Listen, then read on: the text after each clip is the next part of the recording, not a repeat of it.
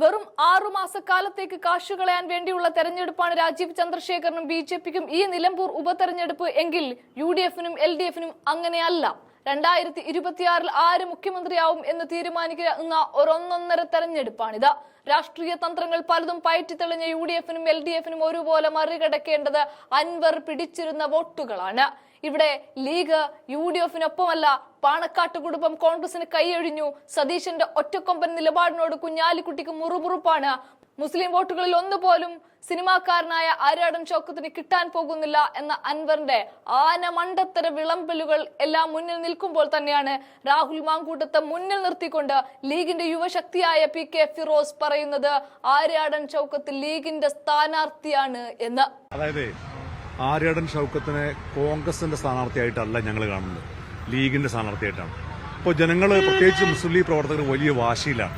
ഇപ്പോൾ ആ വാശി നിരന്തരമായി വാർത്തകൾ, ഏറ്റവും ഒടുവിൽ ഹജ്ജിന് പോയ പാണക്കാട് സയ്യിദ് സാദിഖ് അലി ശിഹാബ് തങ്ങളെ അടക്കം വിവാദത്തിലേക്ക് വലിച്ചിഴച്ച് കൊണ്ടുവരുന്ന ഒരു അജണ്ട ഇവിടെ ചില മാധ്യമങ്ങൾക്കുണ്ടോ എന്ന് സംശയിക്കത്തക്ക രീതിയിലുള്ള വാർത്തകളാണ് പുറത്തു വരുന്നത്. അപ്പോൾ ഇന്ന് നിങ്ങൾ കണ്ടു, സാധാരണഗതിയിൽ ഇന്ന് ചൊവ്വാഴ്ചയാണ്. സാധാരണഗതിയിൽ ചൊവ്വാഴ്ച പാണക്കാട് തങ്ങന്മാർ പുറത്തങ്ങനെ പ്രോഗ്രാമിന് പോകാറില്ല. ഇന്ന് ചൊവ്വാഴ്ചയായിട്ട് പോലും സാദിഖ് അലി ശിഹാബ് തങ്ങൾ ഉൾപ്പെടെ, മുനവർ അലി ശിഹാബ് തങ്ങൾ ഉൾപ്പെടെ നാട്ടിലില്ലാതിരുന്നിട്ട് പോലും അബ്ബാസ് അലി തങ്ങൾ മാത്രമാണെന്ന് പാണക്കാടുള്ളത്. ഒട്ടനവധി ജനങ്ങൾ അവിടെ കാത്തു നിൽക്കുകയാണ്. ആ ചൊവ്വാഴ്ചയായിട്ട് പോലും ഇന്ന് ആര്യാടൻ ഷൗക്കത്തിന്റെ പ്രചരണ പരിപാടി ഉദ്ഘാടനം ചെയ്യാൻ വന്നത് ജനങ്ങളുടെ ആ വാശി പാണക്കാട് തങ്ങന്മാർ കൂടി ഏറ്റെടുത്തിരിക്കുന്നു. ഈ തെരഞ്ഞെടുപ്പ് പ്രചരണത്തിന് ചുക്കാൻ പിടിക്കേണ്ടത് ഞങ്ങളാണ് എന്ന രീതിയിലേക്കാണ് ഇപ്പോൾ കാര്യങ്ങൾ എത്തിയിരിക്കുന്നത്. അതുകൊണ്ട് അത്തരം വാർത്ത കൊടുക്കുന്നവർക്കൊക്കെ നിരാശരാകേണ്ടി വരും. 23-ാം തീയതി ഏറ്റവും വലിയ വിജയമുണ്ടാകും. ആ വിജയം ആഘോഷിക്കുന്നതിൽ മുസ്ലിം ലീഗ് പ്രവർത്തകരുടെ പങ്കായിരിക്കും മുൻപന്തിയിൽ ഉണ്ടാവുക എന്ന ആത്മവിശ്വാസത്തിലാണ് ഞങ്ങളുള്ളത്. ഇവിടെ ഒരു ത്രികോണ മത്സരമാണ്. ബി.ജെ.പി വലിയ ശക്തിയല്ല. ഇപ്പൊ അൻവർ ഉണ്ട്, അദ്ദേഹം എം.എൽ.എ. ആയിരുന്നു. അപ്പൊ എൽ.ഡി.എഫും യു.ഡി.എഫും അൻവറും, അങ്ങനെ ഒരു ത്രികോണ മത്സരം ഉണ്ട്. അത് എൽ.ഡി.എഫും യു.ഡി.എഫും മാത്രമാണ്. അതായത് ഇവിടെ തെരഞ്ഞെടുപ്പ് നടക്കാനുള്ള കാരണം എന്താണ്?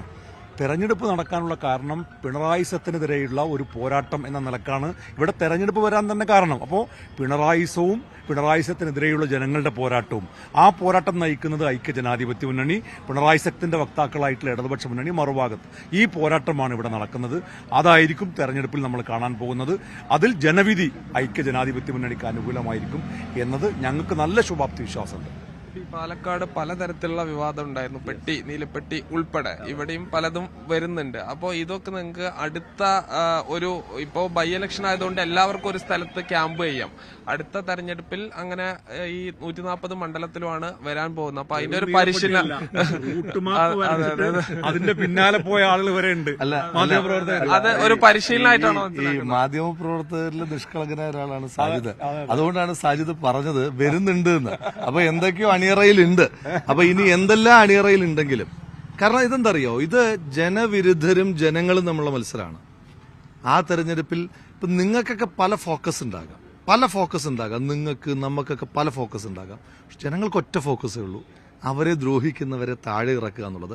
അവർക്കറിയാം ഈ തെരഞ്ഞെടുപ്പ് എന്ന് പറയുന്നത് നിലമ്പൂരിൽ ഒരു എം.എൽ.എ. ഉണ്ടാക്കാൻ വേണ്ടിയിട്ടുള്ള തെരഞ്ഞെടുപ്പ് മാത്രമല്ല, 2026 കേരളത്തിന്റെ മുഖ്യമന്ത്രി ആര് എന്ന് തീരുമാനിക്കേണ്ടുന്ന, മന്ത്രിസഭ ആരുടേതെന്ന് തീരുമാനിക്കേണ്ടുന്ന തെരഞ്ഞെടുപ്പ് കൂടിയാണ്. ജനങ്ങൾ ആ ഗൗരവത്തിലെടുക്കുന്നത്.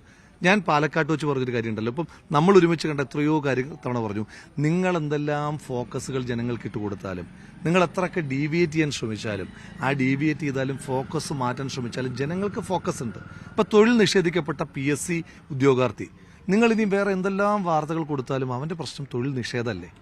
ഇവിടെ വന്യജീവി ആക്രമണത്തിൽ നിരന്തരമായി ഇരയാക്കപ്പെടുന്ന സാധാരണക്കാരായ മനുഷ്യന്മാർ, ആ മനുഷ്യന്മാർക്ക് നിങ്ങൾ വേറെ എന്തെല്ലാം ഫോക്കസ് ഇട്ട് കൊടുത്താലും അവരുടെ ഫോക്കസ് ഇത് തന്നെയല്ലേ? പോത്തുകല്ലിൽ ദുരന്തം അനുഭവിക്കുന്ന മനുഷ്യന്മാർ, അവരോട് നിങ്ങൾ വേറെ എന്തു പറഞ്ഞിട്ട് എന്താ കാര്യം?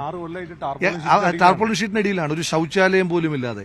ആ മനുഷ്യരോട് നിങ്ങൾ വേറെ എന്ത് വാർത്ത കൊടുത്താലും വിൽ ദേ ക്യാരി? അവരെ ക്യാരി ചെയ്യുന്നതാണ് ജീവനുള്ള പ്രശ്നങ്ങളാണ്. ആ ജീവനുള്ള പ്രശ്നങ്ങൾ പറയുന്ന മുന്നണി ഇവിടെ ജയിക്കും, ഞങ്ങൾ ജയിക്കും ആത്മവിശ്വാസത്തോടെ. ഈ തെരഞ്ഞെടുപ്പിൽ എത്ര ചീപ്പ് സ്റ്റാറ്റിക്സ് ആണ് ഉപയോഗിച്ചിരിക്കുന്നത് നിങ്ങളൊന്ന് ആലോചിച്ച് നോക്കൂ. അതായത് ഹജ്ജിന് പോയ തങ്ങളെ പറ്റി വിവാദം ഉണ്ടാക്കാണ്. ഹജ്ജിന് പോയ തങ്ങളെ, അതെന്ത് പൊളിറ്റിക്സ് ആണ്?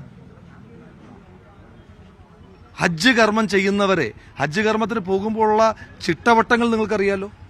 നിങ്ങൾക്ക് ശീലങ്ങൾ അറിയാമല്ലോ, ആചാരങ്ങൾ അറിയാമല്ലോ.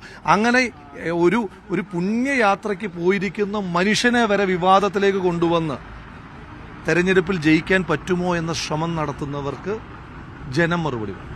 ഇപ്പൊ യൂത്ത് നേതാക്കളാണ്, യുവജനങ്ങളുടെ വിഷയം ഇപ്പൊ തൊഴിലില്ലായ്മ അടക്കം PSC നിയമനങ്ങൾ നടക്കാത്തത് അടക്കം എല്ലാം നിങ്ങൾ ചർച്ചയാക്കും. തീർച്ചയായിട്ടും പിൻവാതിൽ നിയമനങ്ങൾ, എത്ര പിൻവാതിൽ നിയമനങ്ങളാണ്. ഇപ്പോൾ സമീപകാലത്ത് ഒറ്റ നിയമനം നടന്നത്, അത് രാഹുൽ മാങ്കുടത്തിനെതിരെ മത്സരിച്ചു എന്ന ഒറ്റ ക്വാളിഫിക്കേഷൻ ഇടതുപക്ഷത്തേക്ക് പോയി. 80,000 രൂപയാണ് മാസശമ്പളം. അത് വിജ്ഞാന കേരളത്തിന്റെ ഉപദേശക സമിതിയിൽ വല്ല വിജ്ഞാനം ഉണ്ടെങ്കിൽ ഇടതുപക്ഷത്തേക്ക് പോവോ? അപ്പോ ഇതാണ് ഇടതുപക്ഷ സ്ഥാനാർത്ഥി. ഇപ്പൊ ഞങ്ങള് ഒരർത്ഥത്തിൽ നിലമ്പൂരിൽ സ്വതന്ത്ര സ്ഥാനാർത്ഥി വരാത്തതിൽ സന്തോഷമുണ്ട്. കാരണം സ്വതന്ത്ര സ്ഥാനാർത്ഥിയായിരുന്നെങ്കിൽ തോറ്റാൽ അദ്ദേഹത്തിനും കൊടുക്കുകയായിരുന്നു മാസം 80,000. ഇപ്പൊ പാർട്ടി സ്ഥാനാർത്ഥി ആയതുകൊണ്ട് അതുണ്ടാവില്ല എന്നുള്ളൊരു ആശ്വാസത്തിലാണ് ഞങ്ങളുള്ളത്.